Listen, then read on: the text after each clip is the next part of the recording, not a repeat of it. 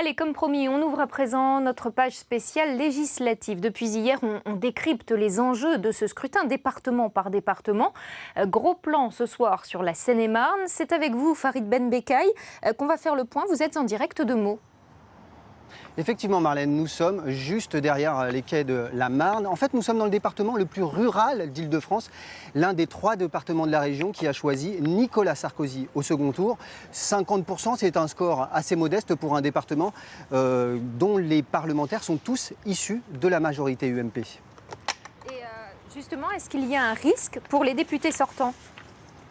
Oui, c'est même une élection à haut risque pour plusieurs députés issus de l'UMP, car la Seine-et-Marne, c'est vraiment le département où le Front National s'est refait une santé ces dernières années. Marine Le Pen a même atteint les 20%, elle a passé la barre des 20% dans plusieurs circonscriptions, et son score a même atteint les 30% dans certaines communes de Seine-et-Marne. Donc Farid, il y a un risque clair de triangulaire pour les ténors de la droite.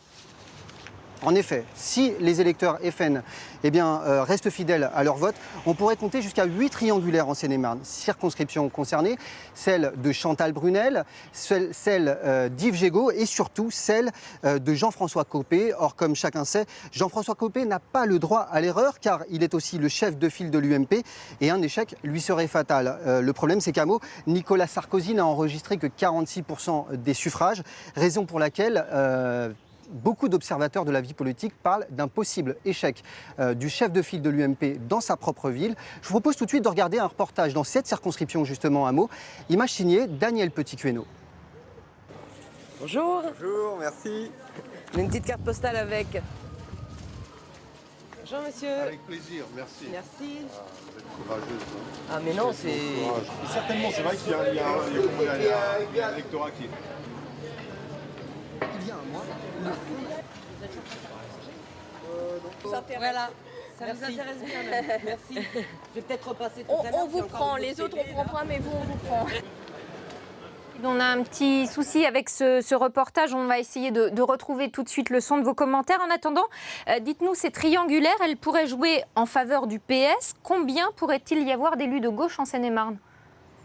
Eh bien, c'est difficile à dire pour l'instant, Marlène. Tout dépendra des désistements de la gauche et de la droite pour faire barrage au Front National. De son côté, la gauche seine-et-marnaise a tout à gagner puisque à l'heure actuelle, elle n'a aucun parlementaire à l'Assemblée nationale.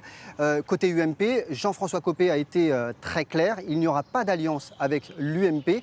La gauche, du coup, espère gagner au moins 3 circonscriptions. Lionel Walker à Melun, Patricia Ellerbrecht à Montreux, Édouard Rian-Sipel à Torcy se voit déjà au siéger à l'Assemblée nationale dans les jours qui viennent.